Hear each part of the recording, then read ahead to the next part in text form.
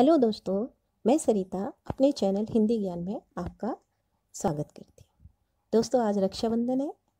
आप सभी लोगों को रक्षाबंधन की बहुत बहुत शुभकामनाएं। आज हम जानेंगे उपसर्ग के बारे में। उपसर्ग दो शब्दों से बना है। पहला है उप और दूसरा है सर्ग। उप का अर्थ है पास और सर्ग का अर्थ है सृष्टि, यानी कि शब्द के पास पहुंचकर उसमें नए शब्द का निर्माण करना उपसर्ग कहलाता है। उपसर्ग को समझने से पहले, उसके बारे में जानने से पहले हम कुछ उदाहरण देखते हैं। पहला उदाहरण है, राम तेज गति से चल रहा है। अब यहाँ पर ये जो गति है, गति का अर्थ होता है चाल। और इस दूसरा उदाहरण है, देश प्रगति कर रहा है। ये जो प्रगति है, इस प्रगति का अर्थ है विकास। आप पहले उदाहरण दोनों में, जैसे पहले उदाहरण में गति है और दूसरे उदाहरण में भी गति है, लेकिन इसमें प्र उपसर्ग लगा हुआ है। तो प्र उपसर्ग लगने से जो नया शब्द बना वो हुआ प्रगति, और यहाँ पर प्रगति का अर्थ हो गया विकास। तो इस तरह से हम देखते हैं कि अगर गति का अर्थ चाल है, अगर उसमें प्र उपसर्ग लगा देते हैं तो प्रगति हो जाने से उसका अर्थ हो जाता है विकास। हम उपसर्ग की परिभाषा इस तरह से दे सकते हैं कि जो शब्दांश किसी शब्द के आरंभ में जुड़कर उसके अर्थ में विशेषता या परिवर्तन लाते हैं, वे उपसर्ग कहलाते हैं। हिंदी में उपसर्ग को हम चार भेदों में बांट सकते हैं। पहला है संस्कृत के उपसर्ग, दूसरा है हिंदी के उपसर्ग, और तीसरा उर्दू के उपसर्ग, और चौथा है संस्कृत के अवयव शब्द। तो पहले हम पढ़ेंगे संस्कृत के उपसर्ग। संस्कृत का उपसर्ग है, इसका मतलब होता है, इसका अर्थ में अगर लिया जाए तो इसका अर्थ होता है नहीं या अभाव में इसका प्रयोग किया जाता है। जैसे ज्ञान एक शब्द है, उसमें अगर हम आ उपसर्ग लगाते हैं तो वो अज्ञान बन जाता है। इसका मतलब ज्ञान, जिसमें ज्ञान ना हो। इसी तरह से हिंसा एक शब्द है, उसमें अगर हम आ उपसर्ग जोड़ते हैं तो वो हो जाता है अहिंसा, यानी जिसमें हिंसा ना हो। इसी तरह से प्र उपसर्ग है, उसको प्र का मतलब होता है आगे। तो इसको अगर हम चार, एक शब्द है उसमें प्र लगाने से होता है किसी चीज़ का प्रचार करना, यानी बढ़ाना।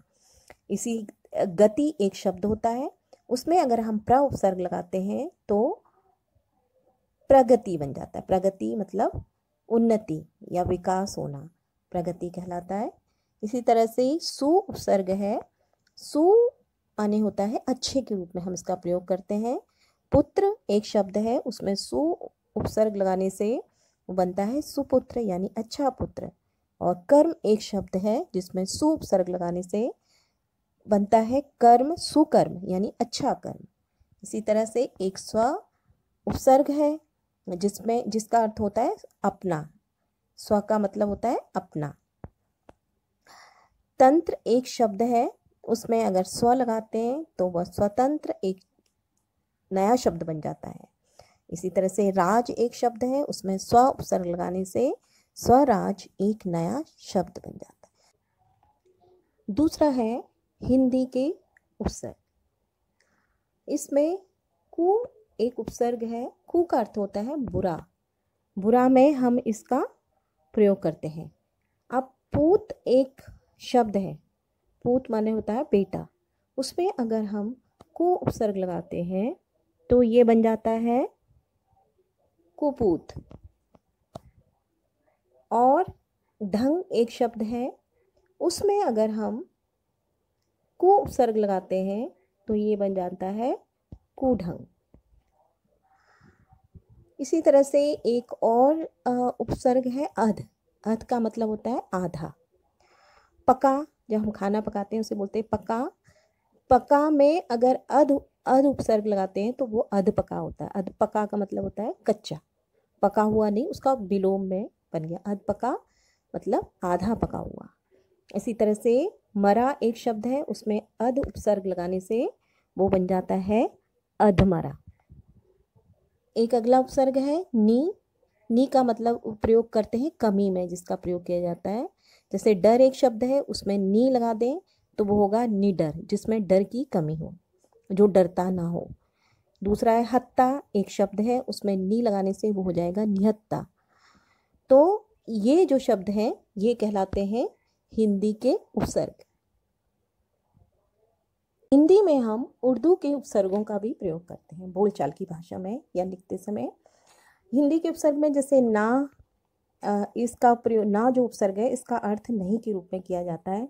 जैसे कि ये नाचीज या नादान, इससे नए शब्द बनते हैं। इसी तरह से जो बे है, बे का मतलब होता है बिना, और इसे हम इनसे इस उपसर्ग का प्रयोग करके हम नए शब्द बनाते हैं, जैसे बेचारा, बेअदब। और एक और उपसर्ग है बद। बद का मतलब होता है बुरा। जैसे ये बद उपसर्ग लगाकर एक बना बदबू। बू एक शब्द है, उसमें बद उपसर्ग लगाकर बदबू। इसी तरह से नाम एक शब्द है, उसमें बद उपसर्ग लगा के बदनाम शब्द बना। इसी और एक अन्य उपसर्ग है जैसे कम। कम का मतलब होता है थोड़ा या कम मात्रा में जो होता है, अल्प, उसका उर्दू में इसका प्रयोग किया जाता है। जैसे जोर एक शब्द है, उसमें कम उपसर्ग लगाने से बन जाता है कमजोर। और उम्र एक शब्द है, और इसमें अगर हम कम उपसर्ग लगाते हैं तो इसका नया शब्द बन जाता है कम उम्र। संस्कृत के अवयव का प्रयोग भी उपसर्ग के रूप में हिंदी में किया जाता है। तो संस्कृत के जैसे सह एक उपसर्ग है, स का मतलब होता है साथ। अगर हाँ एक शब्द होता है जैसे चर, चर में अगर सह उपसर्ग लगाते हैं तो एक नया शब्द बन जाता है सहचर। पाठी एक शब्द है, उसके आगे अगर सह उपसर्ग लगाते हैं तो बन जाता है सहपाठी। सहपाठी माने साथ में पढ़ने वाला। इसी तरह से एक नया है जैसे चिर। चिर उपसर्ग है। चिर का मतलब होता है बहुत या ज़्यादा, जिसका प्रयोग करते हैं। अब जैसे आयु एक शब्द है, आयु का मतलब होता है उम्र। अगर हम उसमें चिर उपसर्ग लगाते हैं तो नया शब्द बनेगा चिरायु, मतलब लंबी उम्र वाला। इसी तरह से काल एक शब्द है, उसमें अगर हम चिर उपसर्ग लगाते हैं तो बन जाएगा चिरकाल, मतलब लंबे समय तक, लंबे समय काल तक चलने वाला।